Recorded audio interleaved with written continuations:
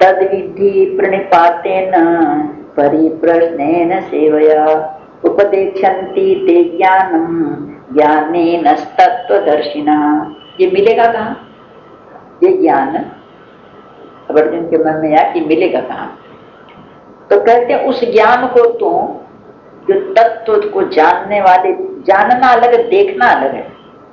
ये दर्शन शास्त्र है।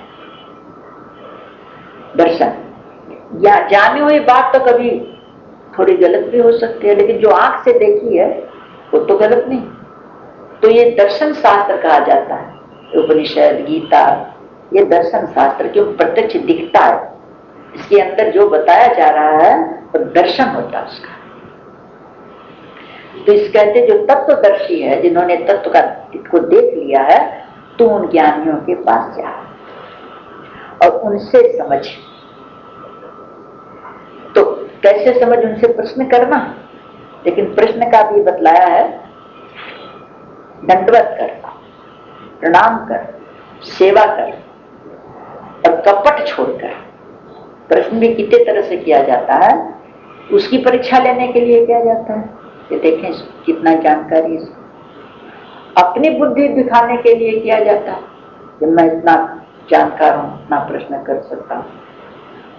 तो कई तरह का कपट करके पूछते हैं कितने लोगों को दिखाने के लिए कि मैं समझदार हूं।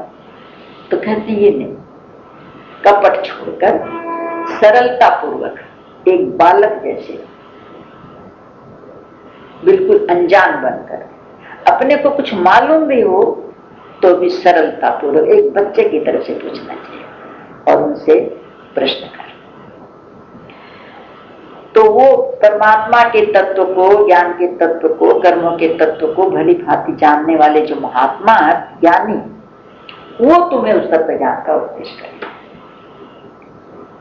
इधर उधर पूछने से कुछ नहीं, स्वयं पढ़ के भी नहीं आएगा, पुस्तकों के द्वारा भी। क्योंकि पहले के जो संत महात्मा थे जिन्होंने ग्रंथ बनाए, उन्होंने ये तो लिख दिया इसके अंदर, लेकिन चाबी नहीं दी।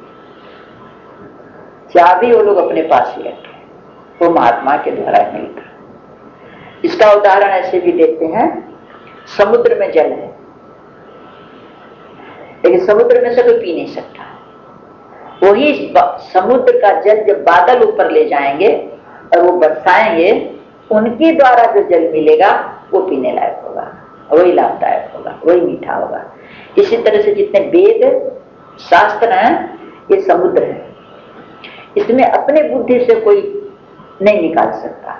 और अगर कुछ अपनी बुद्धि का इसमें ज्यादा उपयोग करेगा केवल, तो क्या हाथ आएगा? नमकीन पानी, नुकसान ही करेगा। क्यों? और अहंकार बढ़ेगा, जानकारी तो हो जाएगी, बुद्धि की जानकारी हो जाएगी, लेकिन नुकसान करेगी, अहंकार बढ़ जाएगा। और यही वेद शास्त्र संत महात्मा लोग जो इसके जानकार हैं, जिन्होंने इसको बचाया है, वो इसको ग्रहण करके फिर इसका सार निकाल करके आपको बताएंगे। पूरी पुस्तक में बताते हैं, इसका सार निकाल के बताते हैं।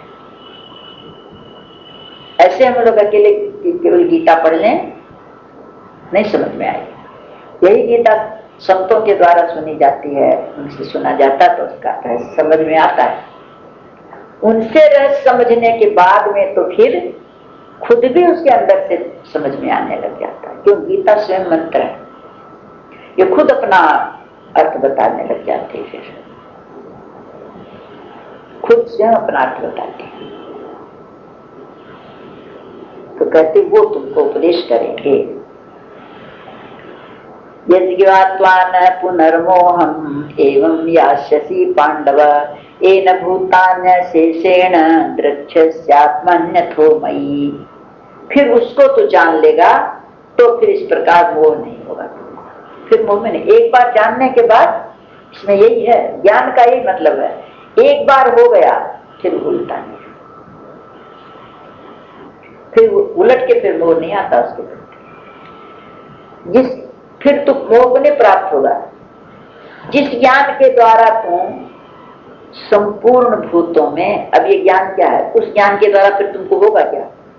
उस ज्ञान के द्वारा, उस ज्ञान का उपदेश करेंगे वो, कि जिस ज्ञान के द्वारा तू इस संपूर्ण भूत प्राणियों में निशेष भाव से, तुम्हारा भाव ऐसा हो जाएगा कि पहले तो सबको अपने में देखेगा